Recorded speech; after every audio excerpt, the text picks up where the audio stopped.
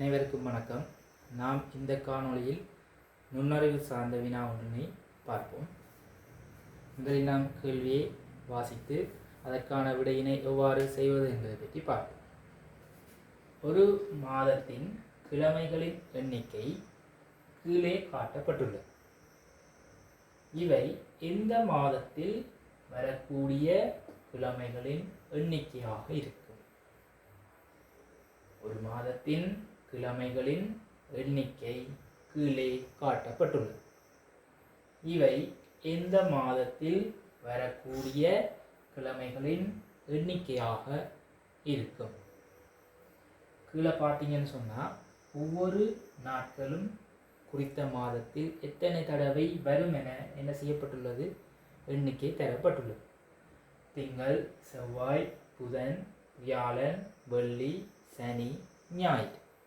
இந்த ஒவ்வொரு நாட்களும் எத்தனை தடவை வரும் என இங்கு அட்டவணையில் காட்சிப்படுத்தப்பட்டுள்ளது. திங்கள் 4 தடவை வரும், செவ்வாய் 4 தடவை, புதன் 4 தடவை, வியாழன் 4 தடவை, வெள்ளி 5 தடவை, சனி 5 தடவை, ஞாயிறு 5 தடவை என இவ்வாறு உங்களுக்கு அட்டவணையில் காட்சிப்படுத்தப்பட்டுள்ளது.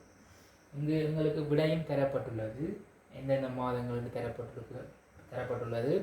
April, June, August. அப்போ இந்த வினாவிற்குரிய விடையினை நாம் எவ்வாறு இலகுவாக கண்டுபிடிப்பது என்பதை பற்றி பார்ப்போம்.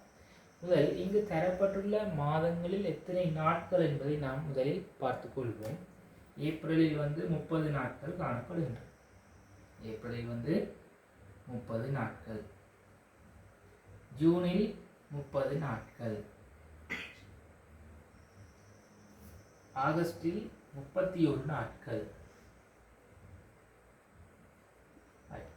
இனி நாம் என்ன செய்வோம்னு சொன்னால், இங்கு ஒவ்வொரு கிழமையிலும் தரப்பட்டுள்ள நாட்களின் எண்ணிக்கையை நாம் மொத்தமாக கூட்டிக் கொள்வோம். எத்தனை நாட்கள் வருகின்றன என்பதை பற்றி பார்ப்போம். 4 4 8 8 4 12 12 4 16 16 5 21 21 5 26 26 5 31. ஆகவே நாங்கள் இந்த தரப்பட்டுள்ள கிழமைகளில் உள்ள நாட்களின் எண்ணிக்கையை கூட்டும் பொழுது எங்களுக்கு 31 நாட்கள் வருகின்றது. மொத்தமாக 31 நாட்கள் எங்களுக்கு விடையாக கிடைக்கும். ஆகவே எங்களுக்கு இங்கு தெரிகின்றது ஏப்ரலில் 30 நாட்கள் காணப்படுகின்றது, ஜூனில் 30 நாட்கள், ஆகஸ்டில் மட்டுமே 31 நாட்கள் காணப்படுகின்றன. ஆகவே இந்த வினாவிற்குரிய விடையாக நாம் தெரிவு செய்து கொள்வது மூன்றாவது விடையாக ஆகஸ்டினை நாம் தெரிவு செய்து கொள்ளலாம். ஆகவே இந்த வினாவிற்குரிய விடையினை நாம் இந்த முறையில் இதற்கு விடையினை பெற்றுக்கொள்ள முடியும். நன்றி. மீண்டும் இன்னொரு காணொளியில் சந்திப்போம்.